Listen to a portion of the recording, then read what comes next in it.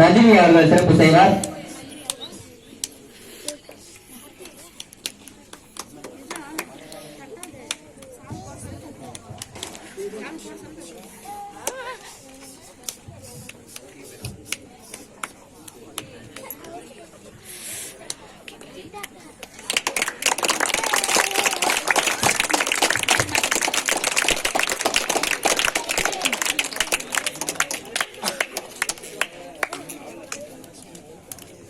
அடுத்தபடியாக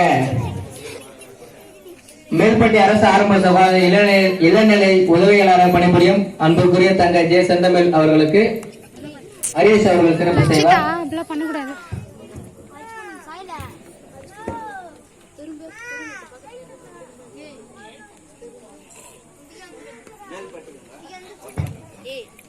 மேல்பட்டி ஹாஸ்பிட்டல் தான் இருக்காங்கன்னாக்கா நீங்க என்ன பண்ண கூட இலவசமா ஊசி போட சொல்லி உங்களுக்கு ரெஃபர் பண்ணுவாங்க.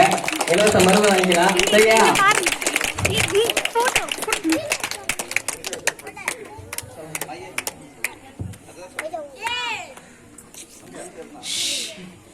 தம்பி கவனிங்க, அந்த அக்காவும் இந்த அண்ணன் நல்லா பாத்துங்க.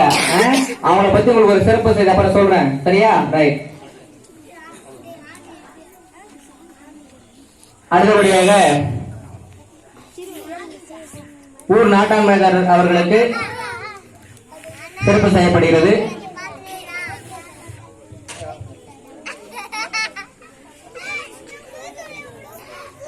ஊர் நாட்டாண்மையாளர் பகுதியில் ஆசிரியர் மதிப்புக்குரிய நண்பர் பிரேம்குமார் அவர்கள் சிறப்பு செய்கிறார்.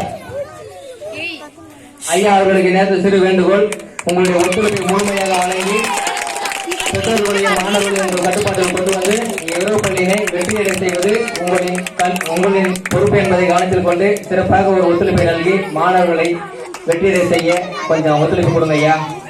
உங்களுடைய ஒத்துழைப்பு தான் இதனுடைய வளர்ச்சியை வெற்றியும்.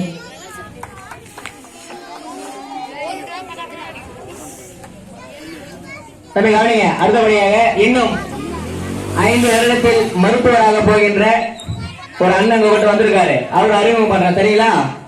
அவரு தான் அங்க அவர் படிச்ச ஸ்கூல்ல ஃபர்ஸ்ட் மார்க். அவர் படிச்ச ஸ்கூல்ல ஃபர்ஸ்ட் மார்க்.